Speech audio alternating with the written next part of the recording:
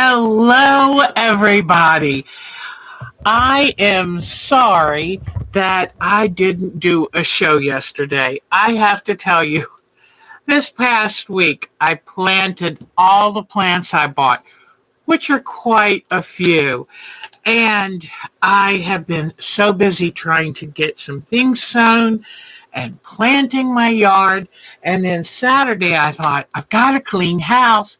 And so Sunday I woke up and I had had a terrible night's sleep. You know how when you spend a little too much time working too hard that then you can't quite sleep? And it's probably because everything hurts.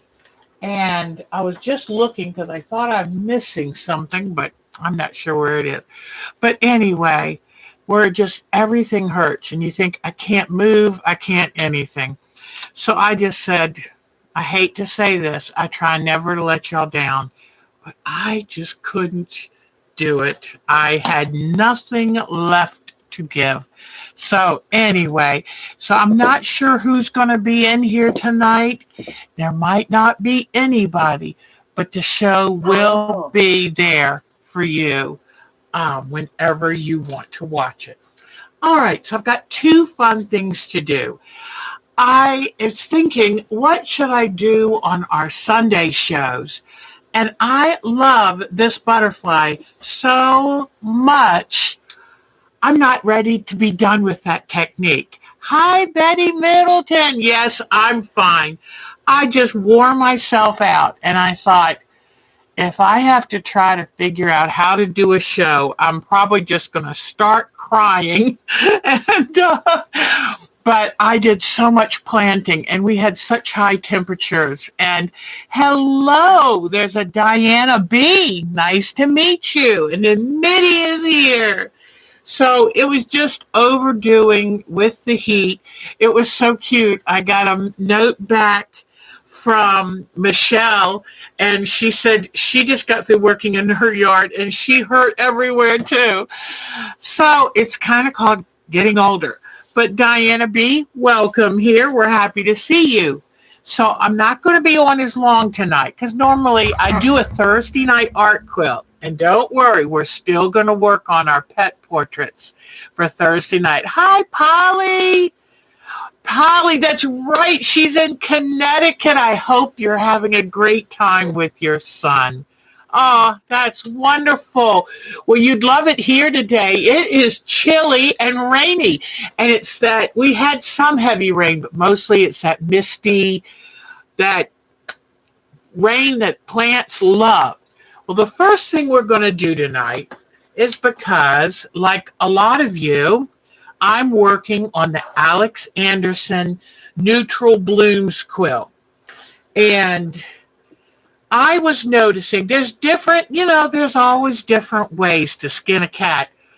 I don't think I like that euphemism anymore, but there's always different ways to do things. And so what I'm going to do, and I've watched her show, I've been thinking, the stems for the center, did I leave it here or I might have taken it? Oh, here we go. The stems for the center are straight stems. That was no problem. So you just had to cut on the straight of grain, not a big deal. But the stems for the border are curved. They've got to be cut on the bias. So I've seen people take a square and make sure they cut on the angle, and then that way they cut a bunch of short pieces, and especially towards the outside edges. Well, number one, if you try to make it use only the long pieces, then you end up getting, let me put this layup down here, you end up wasting a lot of fabric. And I don't want all the seams of, like, let's pretend this, okay, this was the 22-inch square that I was told in my pattern, Neutral Blooms, to cut. Okay? Now, if you wanted to cut short strips, you would just make a diagonal cut down the middle and then start cutting your strips from that.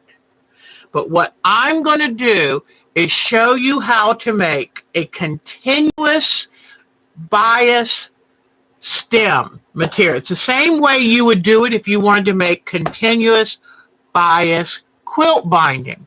So the first thing I did is I took my 22-inch square, I folded it in half, pretend this is still together. Oh, I also, since I want to know I'm going to be dealing with bias, this whole entire edge now is bias. I starched it really good before I cut it and ironed it, okay? So now it's got a nice hand to it, which means it's stable, very good. So you fold it in half, matching up your corners, matching up your edges, and then I pressed it. Very good. Then I came along and I cut it, cut on the folded edge. Now this is the thing that I want you, this is the tricky part that I want you to remember is I'm going to have this open like this. And here is the cut. All right. Now, whoops, let me turn this. I want to turn it so you can see it really good. All right. So here's this, here's this. These are the exact, this is the piece as it was. Okay? Now, what I'm going to do is leave this piece here. Okay? And then I am going, hold on one second. I'm going to pick this up and I'm going to put this outside edge on this outside edge. You see what I did? Let me show it to you one more time. Let me get up there nice and high so you can see it. This is the tricky part, okay? And you know what you might want to do? Okay, let me get my chalk out. Because then that way, okay, here is my tailor's chalk. And this is how the piece was at first. I'm going to take this edge right here, and I put a heavy chalk mark on it. I'm going to put it up here, line it up with this edge. So here we go.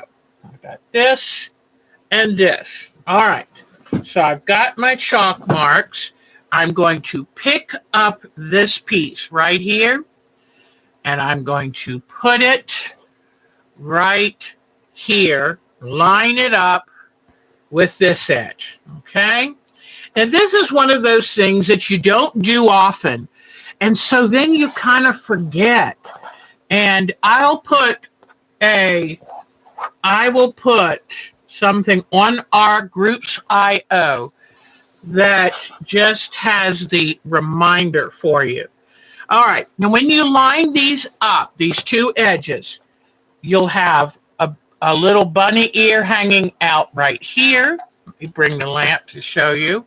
See, there's a little bunny ear and there's a little bunny ear here. And that's fine as long as the bunny ears are about the same width.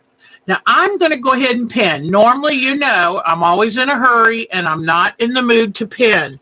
But this feels wonky and this doesn't feel natural. So anything I can do to make this, you're welcome, Miss Betty. Anything I can do to make sure I'm very clear with the instructions. So now I'll take this over to my machine and I will get it sewn with 1/4 inch. Let me bring this down a little. I'll sew it with 1/4 inch seam allowance. Okay. I have a neutral thread in here, my 1/4 inch foot, And I just sew it together. And there's all different kinds of ways you can make bias binding. But it's been in my mind that this is how I wanted to do it, because that way I don't have to keep ending up sewing seams on an angle, which I hate doing. And when I finish with this, I'll have yards of bias tape ready to make. So now I can take these out. Well, let me grab mine. Now we'll come back over to the ironing mat. Hold on one second. Let me put my woolly mat down here and crank the camera up just a little. All right. So now what you're going to do is you are going to press your seam to one side. And you know, honestly, when you make this kind of tape, this bias tape like we're going to make, you may even want to trim your seams a little bit. Maybe that is something I will do, because normally you would take and iron all of your seam allowances a certain way so that when you push, if you push one of those little rods in there, that it would, you would push the rod in so it wouldn't catch the seam allowance. But just as long as your seam allowance is relatively short and you're aware of just kind of work with it gently. All right, so now my seam is nice and flat and pretty, and now is the next step. And truly this is easy.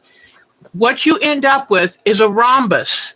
Let me see if you can see, it's curved on this end, and the opposite, you know, the curves are going like this way.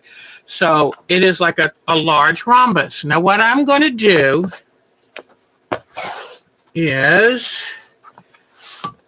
this is a good size piece. So what I'm going to do is I'm going to decide how big do I want to make the strips for the stems. And I think last time it was 1.25 inches, and that worked really well. So what I'm going to do is I'm going to take, let me see. I think, well, no, let me see what color I can find. Oh, yellow might be a nice color. I think that would show up good. I've got my yellow. I've got, okay, and I'm going to put a mark here at 1.25 inches. Then I'm going to put a mark right down here at 1.25 inches.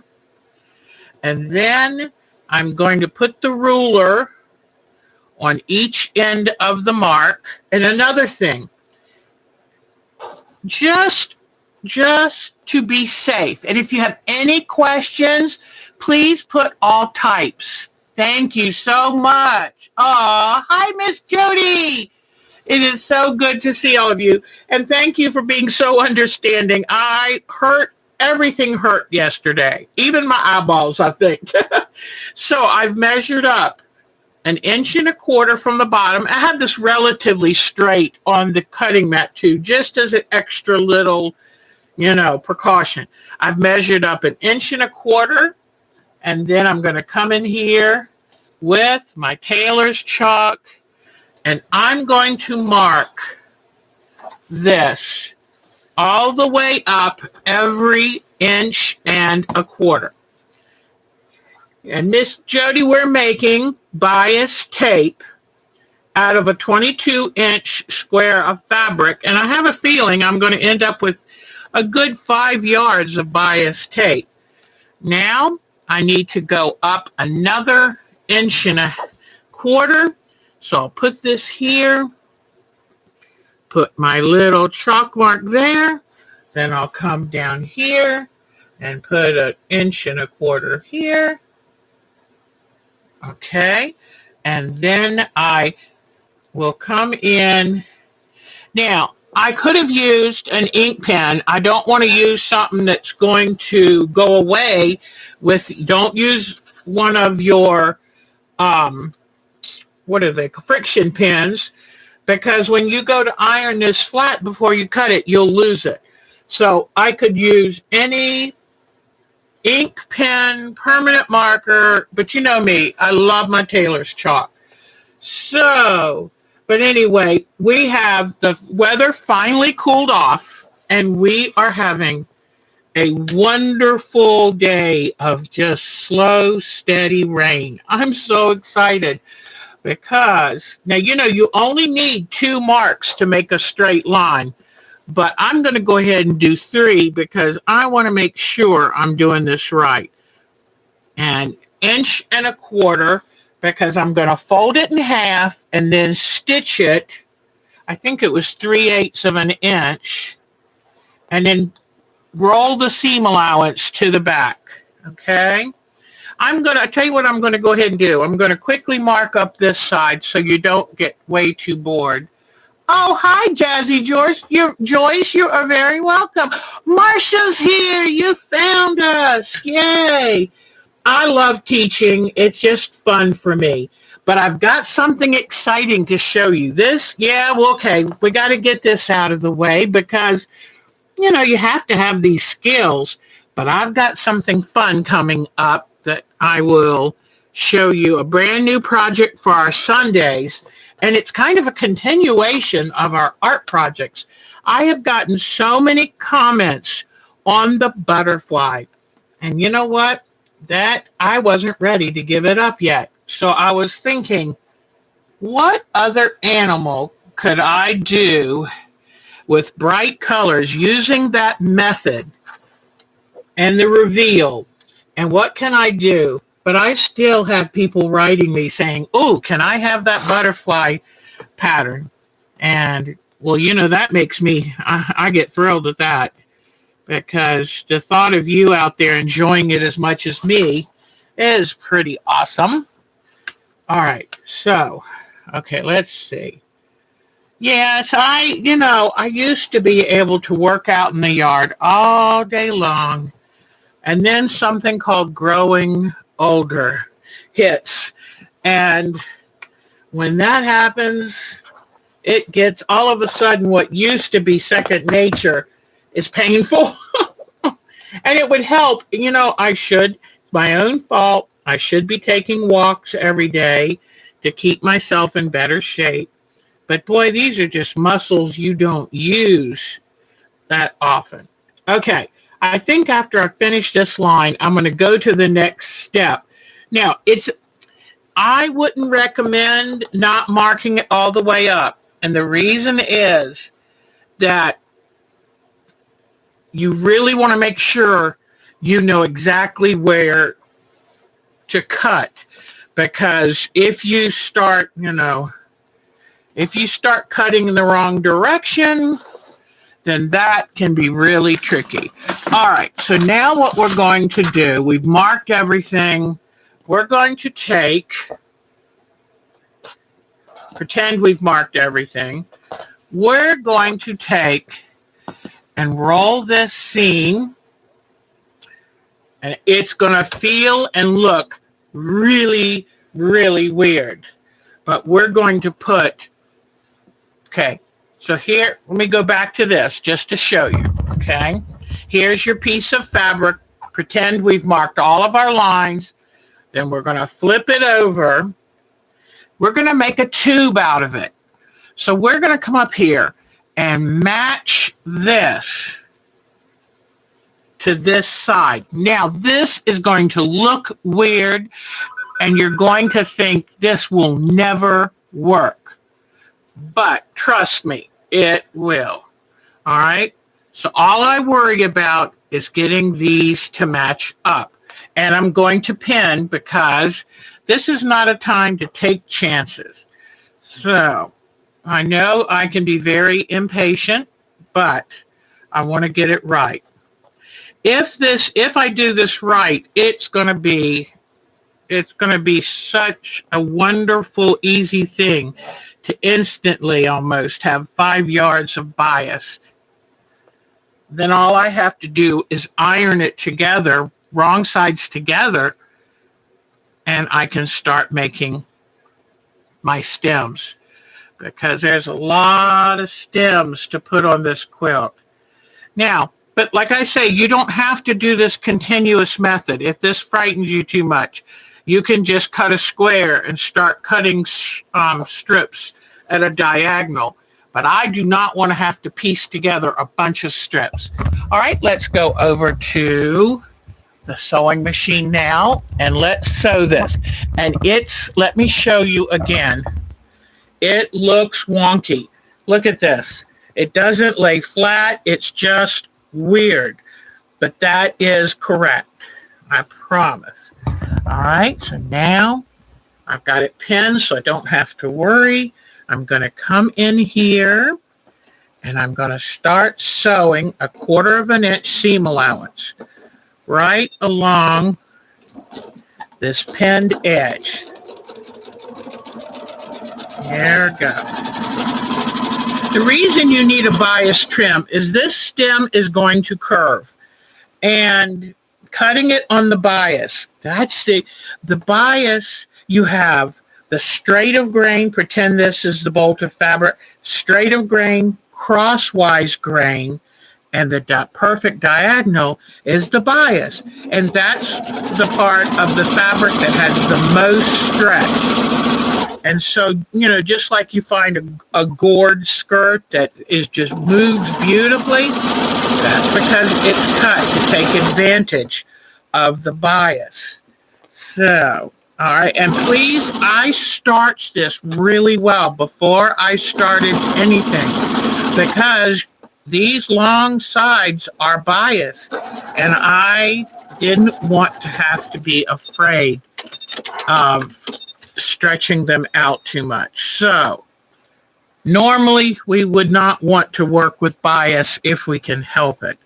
Oh, I just did something wrong. I want to apologize. I was supposed to offset this, and I just totally forgot. I must offset this. All right. What you're going to do, I am so sorry I did that wrong. What you're going to do is you're going to offset it that 1 1/4 inch, okay? So let me quickly try to pull these stitches out. See, even I get nervous doing this after I haven't made continuous bias binding in years and years. Let me try one more time. I do apologize. Please, you do not match up the seams. You have to offset it. And that's, if you match the seams up, you would end up with a whole bunch of circles. And that doesn't do you any good. So let me just quickly, be careful doing what you're watching me do right now, because you can tear your fabric if you're not careful. But I'm in a big hurry because I want you to erase this from your brain and let me offset it and do it again. All right, so I'm almost done.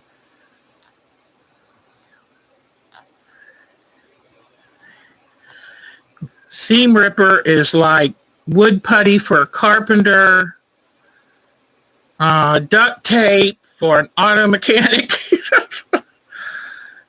It shows that we're not perfect. Okay, so what I'm going to do is I'm going to offset this. Okay, let me get my lighting better over here so you can see. So normally this is where I would line this up here. But now what I'm going to do is I'm going to offset this by the full 1 1/4 inch. Now I will pin it, and now come along and pin this. Now if I had all of the lines drawn, I would match them up along the length so that when I start to cut them out, I know they're all matched up.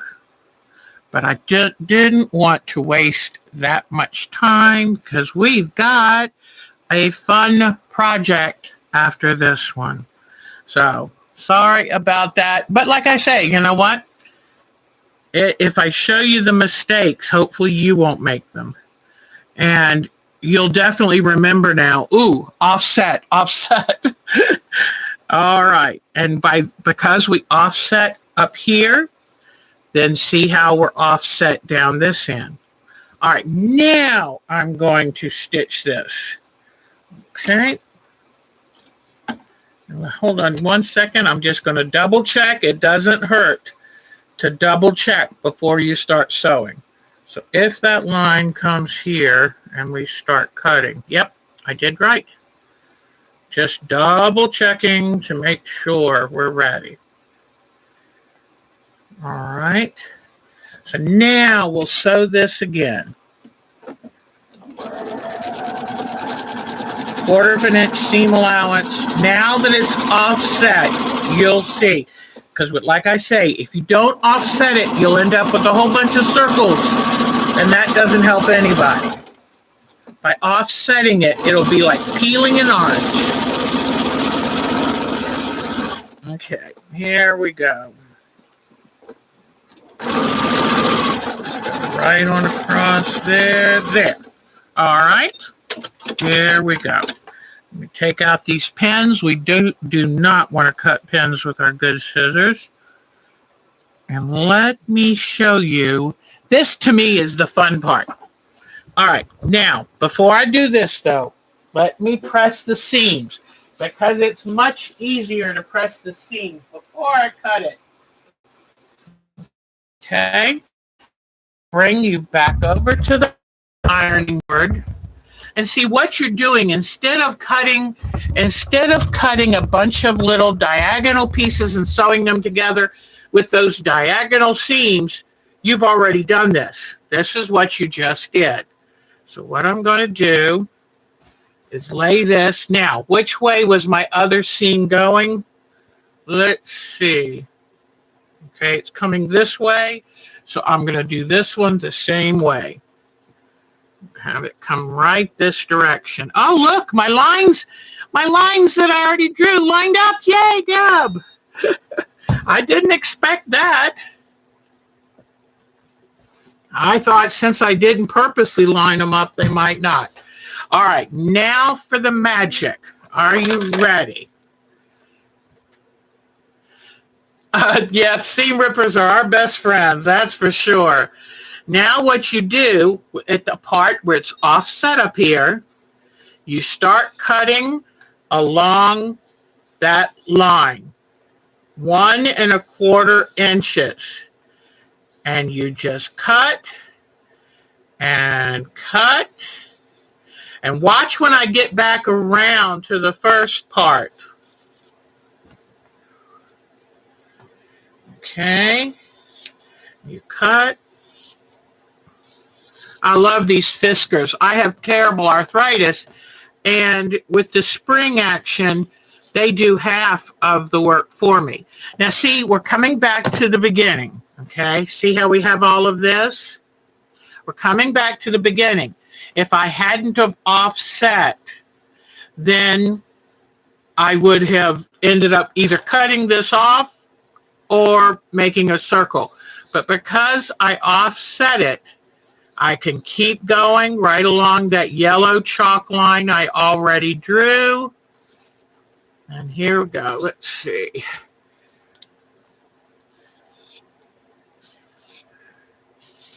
Just make sure you don't cut anything underneath any folded material and stay on that line. Now, right then, I just made a little weirdo cut, but it will be in the seam allowance. It will not matter. But to me, this is the way to make the bias stems. I do not like, and you know what? You don't have to have, if someone says, well, how do you know it's a perfect 45-degree angle? You know, it doesn't have to be perfect 45-degree angle. Please don't let perfectionism keep you from quilting. And we should always do the best quilt work we can, but nobody is ever going to be perfect with it. Only a computer could do it perfectly.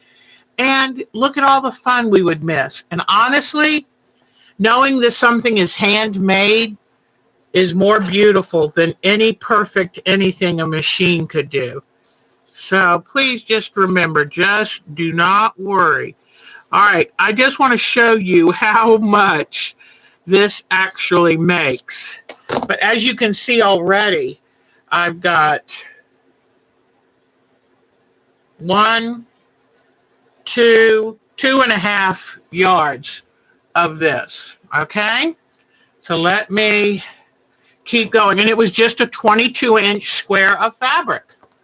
So this is, to me, this is such a brilliant way to make this. And see, you already have your diagonal seams already made. And it's much easier to do one long diagonal. It was actually straight when you sewed it. And one long diagonal instead of having to take a whole bunch of pieces and sew them together. So here we go. Make it across that diagonal seam. So do you kind of get this now? Does this is this starting to make sense? And then if you have a paper towel roll or something like that, you can take this and start wrapping it around there. But before I do that,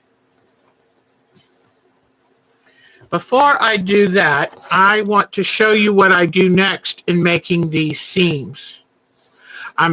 Stems. I hope I haven't been saying seams the whole time. I meant stems. Okay. But you can see that having the lines drawn really does make it pretty easy to cut apart. All right.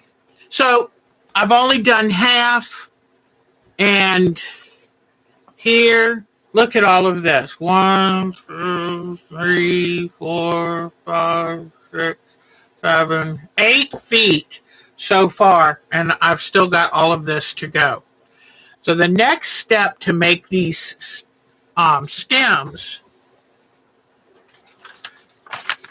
which is for the curved stems in the outer border, the next step is to take it, and I'm going to cut this off even. You don't need the curve on the end. Then I just fold it in half together. Fold it in half together like this. Now this is going together because it's on the bias. It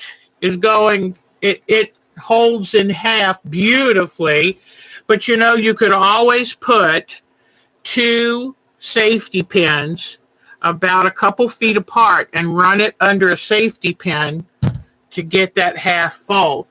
But now you see how easy this was to make. I'm going to come in here and sew it 3/8 of an inch, and then I'm going to take, and on the plastic bias bars, I will roll it so that the seam allowance is in the back. And watch this. Look at the stretch. See that stretch? That's the beauty of a bias tape. All right. So now hopefully you know what you're doing. Do you feel better? And you can keep rewinding and watching it as much as you want. That is how. Now, if I was going to make the actual quilt binding, I would have cut the strips 2.5 inches. And I like a 2.5-inch strip to make my quilt binding. But this is for the applique stems. There we go. All right. So now that part is done. And I'm going to make sure, too, I'm going to start filming some short ideas, like how do you do the paper piecing?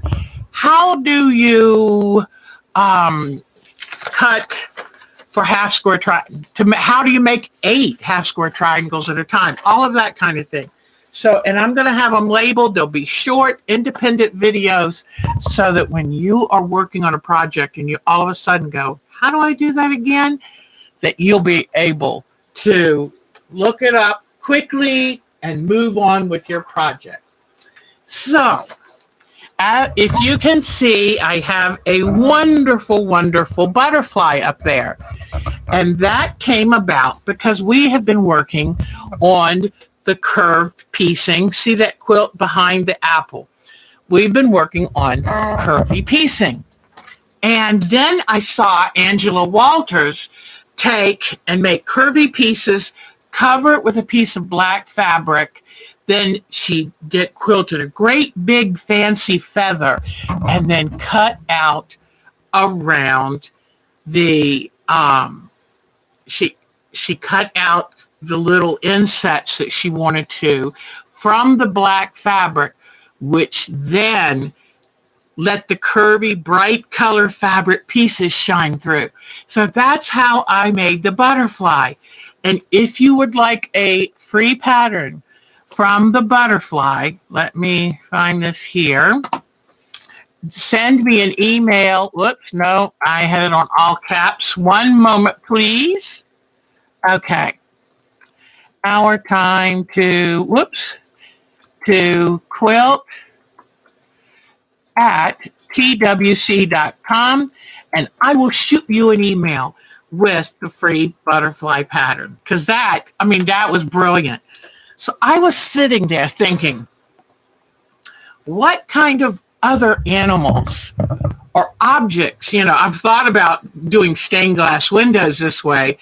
Haven't gotten brave enough for that yet, but I thought, what kind of animals could I do? So I started going around the internet looking and came up with fish.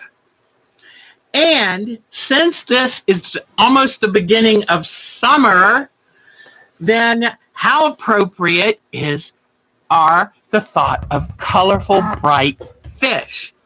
Now, today I came down here and I started cutting curvy strips out of all kinds of different ocean color fabrics. And I was going to put it this way. But then as I added more and more strips, I said, what if I put it this way? And this is what I've decided to do. So I took a bunch of these strips and I've shown you how to cut and sew wavy strips. And if you go back, they're on Thursday nights where I was doing the curves, and it should be back about a month that I did the first one. But here, it is so easy to do these strips. I mean, simple, simple, simple. All right. Now, then I said, okay, so I cut the strips, cut them curved to match, sewed them together, ironed them, and then I realized I'm going to be putting something on top of this.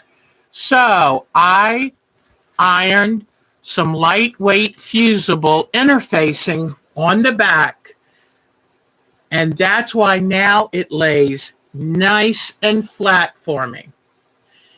Just to tell you, when you iron interfacing on the back, sometimes it's tricky to get the fabric to lay perfectly flat, especially if you're working with curved piecing.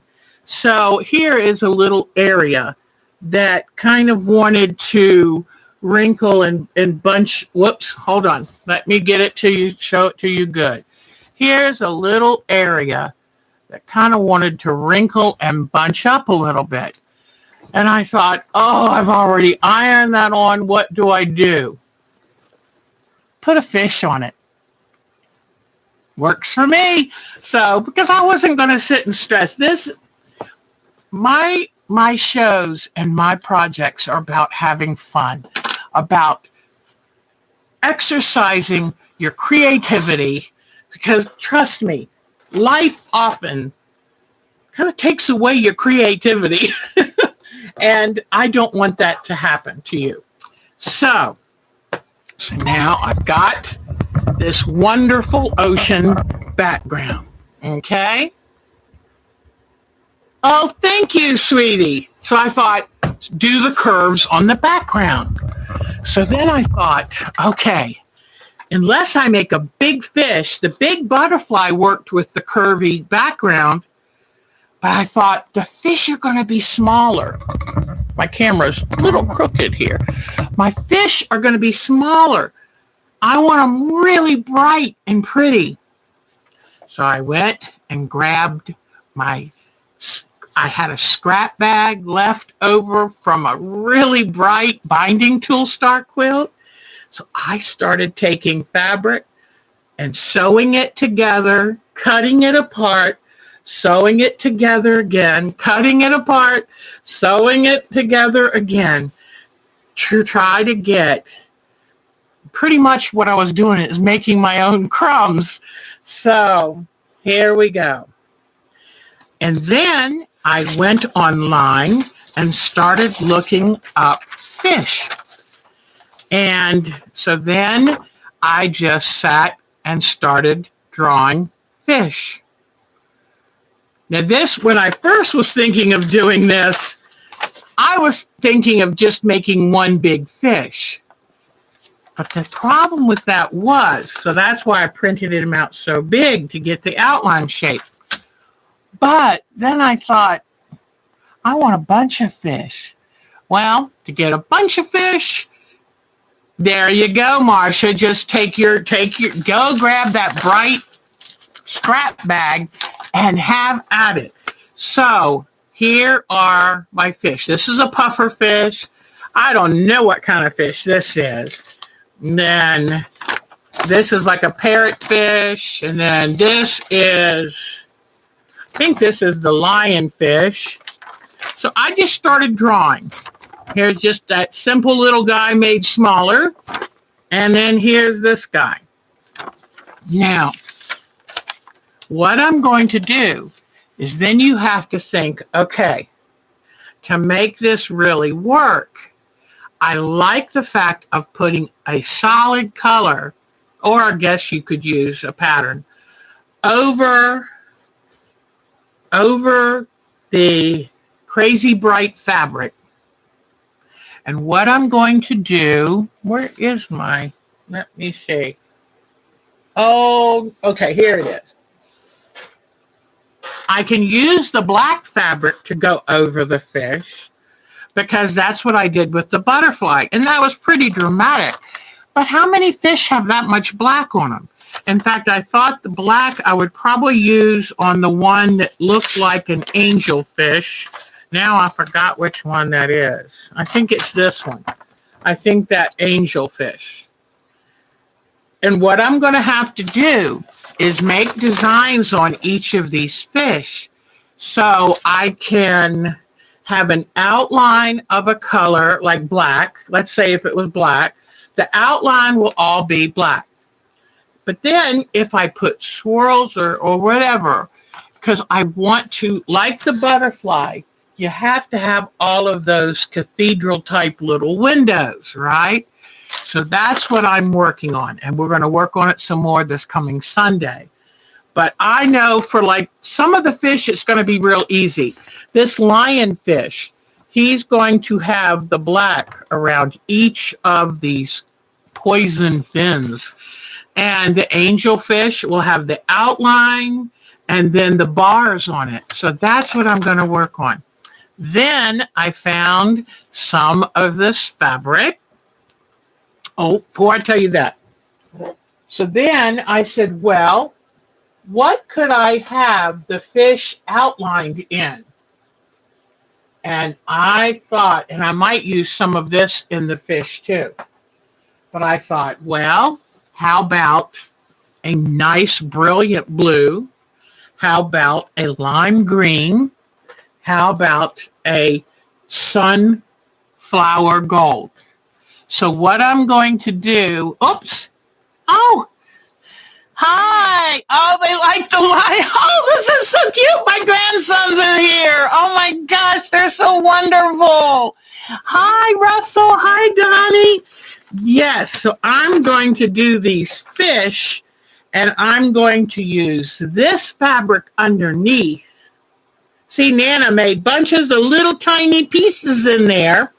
Then I'm going to either use black or one of the other colors to do what I used the black around the butterfly for.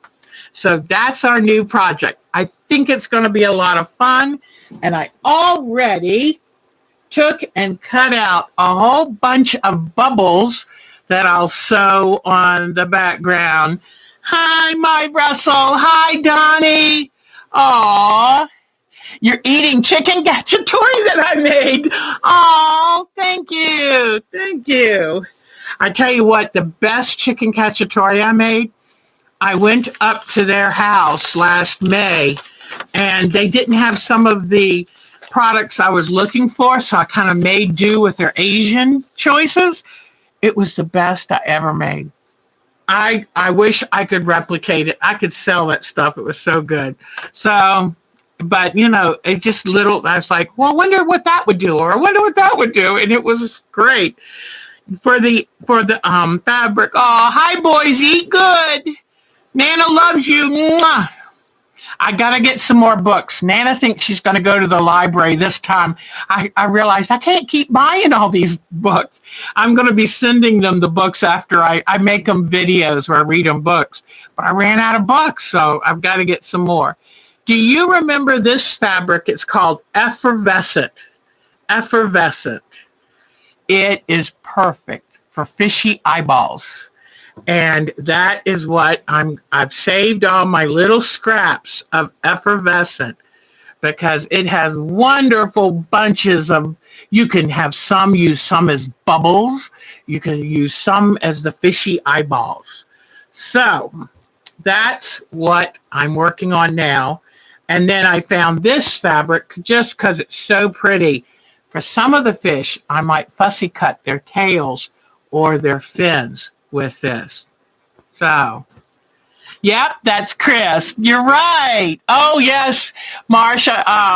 Marsha said happy birthday to you. I forgot about that the other day.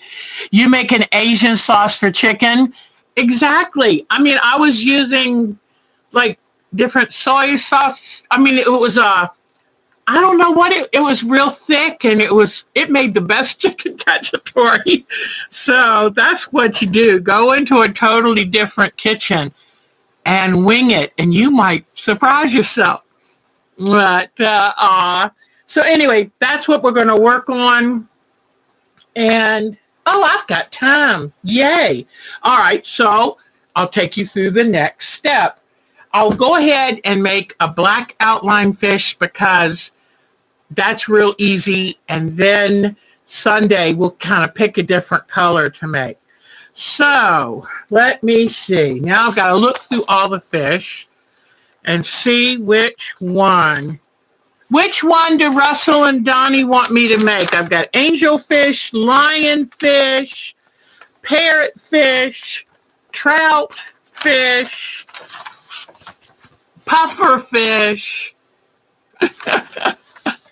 But I can do whatever. And what I'm going to do, they had mentioned lionfish, so maybe I'll start with the lionfish. All right. So now what I'm going to do, I am tickled you found me, Chris. I normally do this on Sunday, but yesterday I was worn out. I planted 75 pots worth of flowers, and I wore myself out. Okay, so what I'm going to do with this first is I'm going to come in here and outline this lionfish. I'm going to outline it with this marker because I want to make sure I can see everything. And I just went online and typed in colorful fish, and I saw the cutest patterns. Do you know they now have lionfish down in Florida? They're not supposed to be down there, and unfortunately, they're eating some of the indigenous fish. So I think they're going to have to do like they do with the anaconda snakes and kind of have hunting hunting parties for him. So here's going to be his eye, and here's going to be his mouth, and here,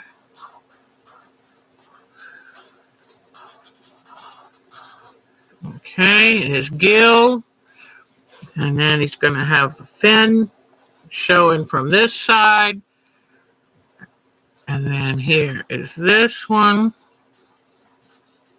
And see, the more lines you have in this, the more, happy Memorial Day to you, sweet Marsha. With the tail, the more lines you have like this, I should have done these this way, because pretend they're all, I did them pointy from the beginning. But when you have these lines, that's extra reason to have your background fabric. Oh, that was wonderful. Yeah, you do normally work Monday night. Well, it is so good to see you guys. Nice seeing you. Nice seeing you, sweet boys. Nana loves you very much.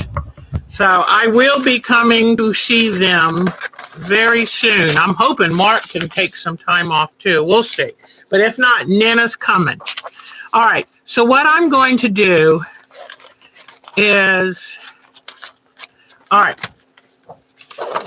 I'm going to put, let me see. And what you can do too is take your scraps and decide what fish you want to use with what scrap. So I'm going to lay, this one's cut up nice and small. So, all right. I'm going to take and just do a rough cut out of this fish. Oh, thank you guys. I love my babies. I love them. My Christopher and Nikki and Russell and Donnie. I'm going to pin this to it. What I like to do is I like to cut out the scrap fabric underneath. I like to rough cut it to the size of the fish, because if it's my choice, I try to have the overall fabric. I would rather have that. Okay, let me see how I can get this. I would like to have, one more pin. I like to have the black fabric, not have the color fabric sticking out from under it. I want a nice clean edge. So I'm going to come in here like this, and I'm going to cut this. And I'm not cutting it perfectly, except not where the squiggles are. But here, I'm going to go ahead and cut it on the solid line. Okay? This is what the part I couldn't show you when I did the butterfly, because I wanted to surprise you with the reveal of the butterfly. All right. All right, let me see. Got to cut these here, here, here. All right. All right.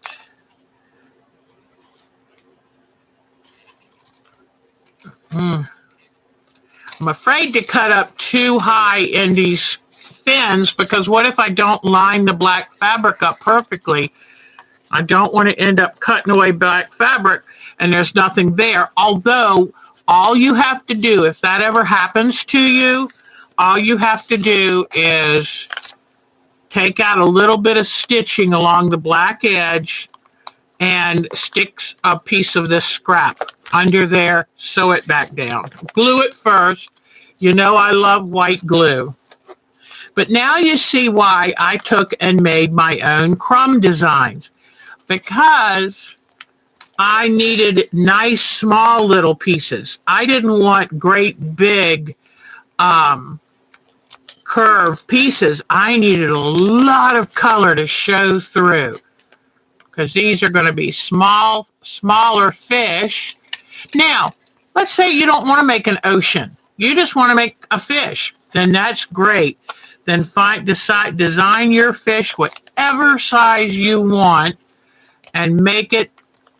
If you want to make just one big fish, that's great.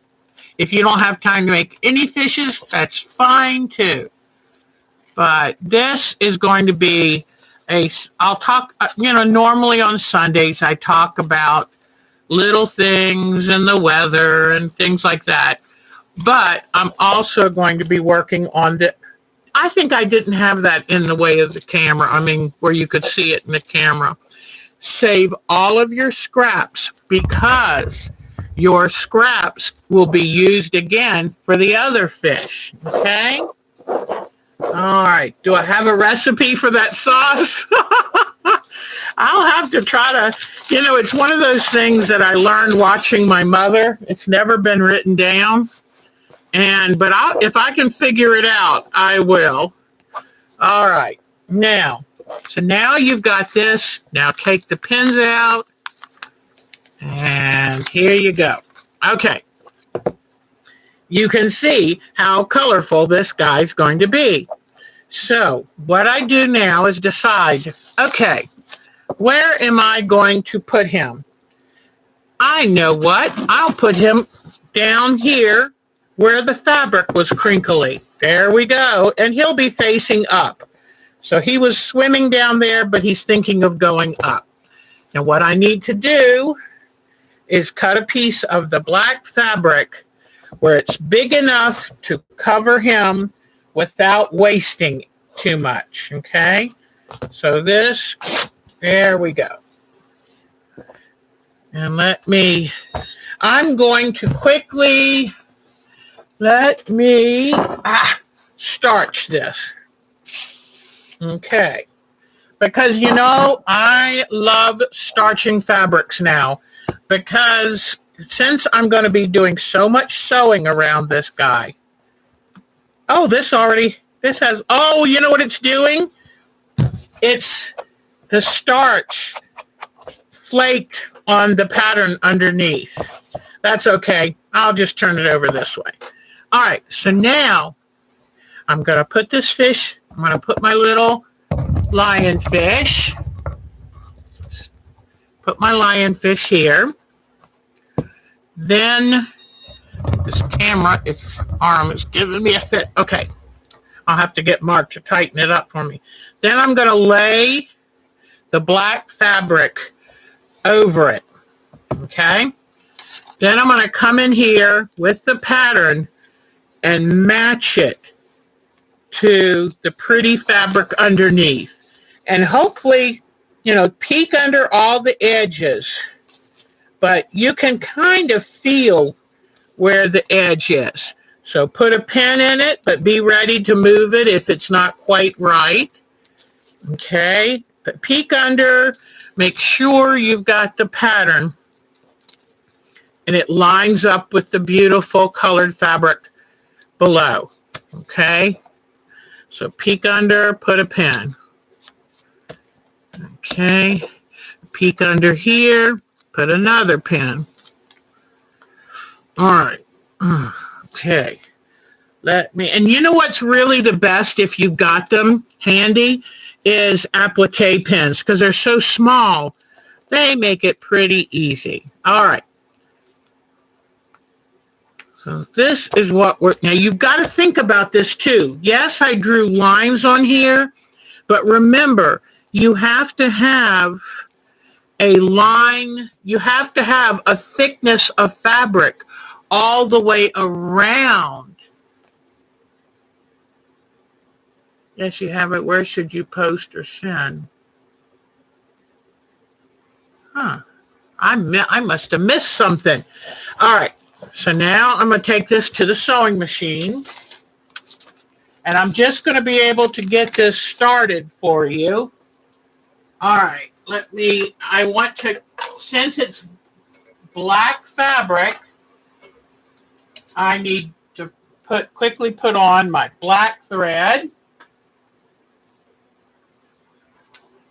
And you can make this as funny or as serious as you want. But this is a hello, welcome summer quilt. And I am so excited about this. All right. Here we go.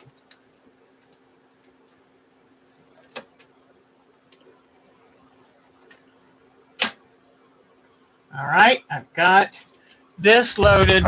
We bring the camera over, drop it down. Okay. And don't worry about this tape. I do have my sewing machine back from the repair shop, so I will be able to get that, to put my other machine back in this space. Because I cut it bigger for the other machine, and then that had to go in the shop. All right, so here we go. Now, I've got my black thread. Let me get the light in here really good. So remember this, you can't just outline it because you have to have enough space for some black fabric to remain. So this is what I'm going to do. I'm going to go around outside the edge of this paper, and then I'll come back inside the edge. So I've got as much, close to 1/4 of an inch margin. And I'm not sewing on the paper. I'm just sewing. Now, if I need to sew on the paper, I can. But let me turn this around. But this is what takes a little bit of time. I forgot to put my needle down. Remember, if you have a needle down feature on your machine, please put it because it makes it much easier to turn your work around, okay? All right. Oh, sure. Yeah. All right. Now, I sure do. I have her address. Anybody needing someone's address, check with me. And if you are a member of our group, absolutely, if that person's okay with it. All right. So now, do you see what I'm doing? I'm going to go around each of these. And the thing is, leave enough room for, like, I've got to do outside the shape and then barely inside it so I can have enough room to leave some black but show through the beautiful color. Okay, let's see. And I just keep turning it around like this. Come down in here. And see how the needle stays down? Then you can just lift the presser foot up and go around. All right. I come back.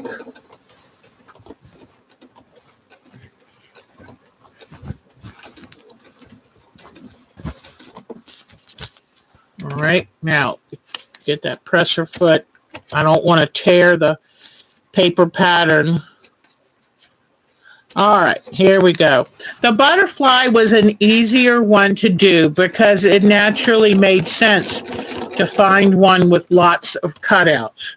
So you're going to have to use your creativity and say, how can I have a black outline but still have enough room for the pretty fabric to show through? And you don't have to have 2 lines of sewing, but it does make it easier if you do. So watch what I'm going to do now. So I started back over here. Whoops, I didn't mean to bump my camera. All right, I started back over here. So now what I'm going to do, I've sewn outside the paper line. Now I'm going to come just inside the paper line. And I've made sure to lower my stitch to about 20, 2.0. And this way I'll have a fine border of black that's well sewn down. That way I can clip right to the stitches.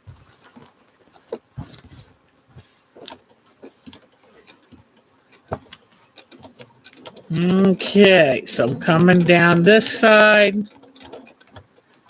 Okay, now with that needle down. Whoops, nope, I took off the needle down. All right, let me see. I'm right here. Push the needle down again. All right, here we go. Now, carefully sewing on the inside of that line. You see what I mean about you've got to leave like a little border of black fabric. So remember that when you look for what picture you want, is you have to be able to outline all of the pretty color. Here we go here. All right, now let me do one more thing and then I'll do a little bit of a reveal to show you. I'm going to stitch right here. But just remember, whatever you draw, you have to kind of do a border to contain all the pretty color. All right, now, here we are. Let me tilt it down just a little bit more, and then I'll show you how I'm going to take the paper out. Very carefully.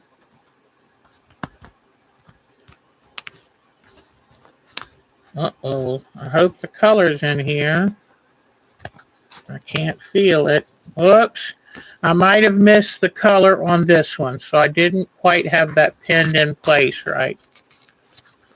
Oh, poo. Let me try here. Did I maybe not? Oh, I might have forgotten to put, I don't know. Oh, never mind. You have to be able to cut through the paper and the black fabric to get the color. Oh, gosh.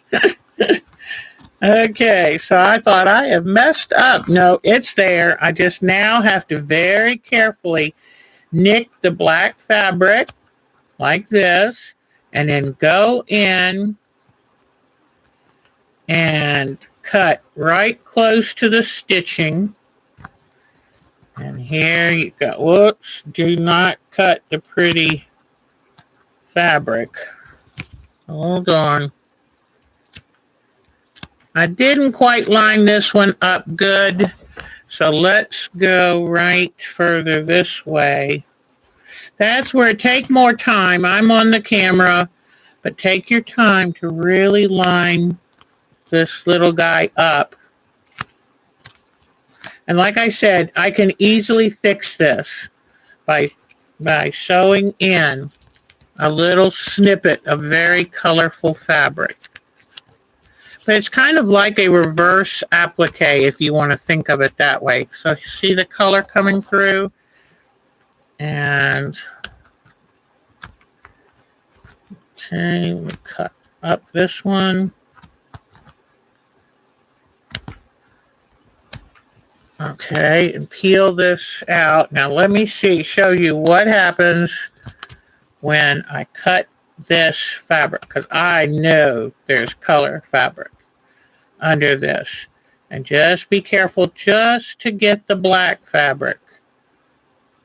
Now run those scissor tips. That's why I love these little Fisker snips, because the edges are so tiny. Okay.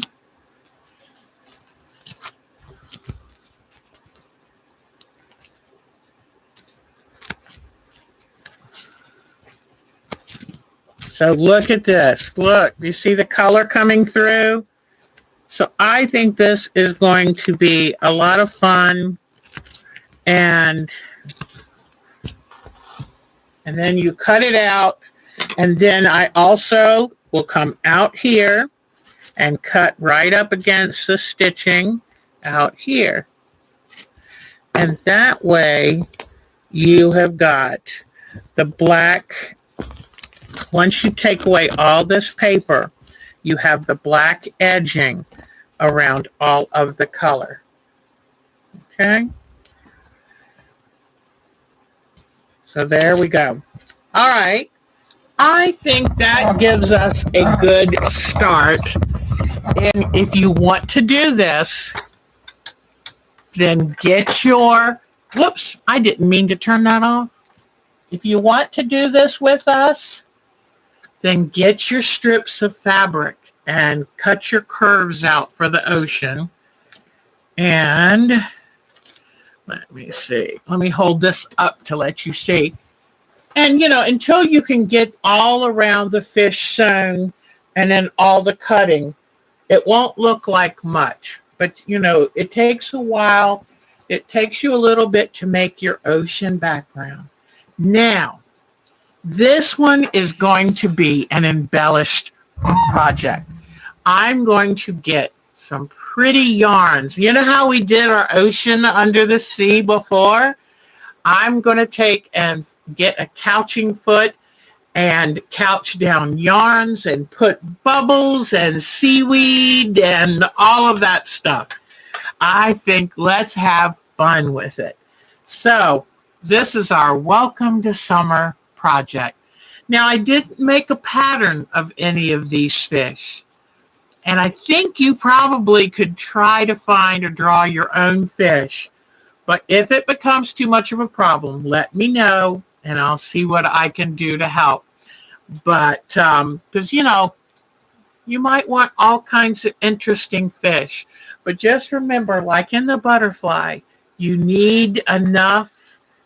The reason I chose that pattern is because it had precise little holes. It wasn't just it ran on forever. You have to have every part outlined, every part of that color outlined, so you have that dramatic effect. Okay? So I think you'll have fun. And don't worry, I'll go back over all of this again Sunday. And I'll be here because normally I'm here on Sundays. I will be back this Thursday night at 7:30 so we can do our pet portrait. Thank you. Thank you, everyone, for giving me, not minding me taking a day off yesterday. I just need it. Have you ever felt like you just hit a wall and that was it? You couldn't do any more. And it was wonderful. And then I ended up sleeping about 10 hours. And I needed that. So thank you very much. I did miss you, but I'm awfully glad to be back. And start taking your scraps and crumb piecing them together in a bunch of little colors. And then get your nice curvy. I love the background. I love as much as the fish, I think.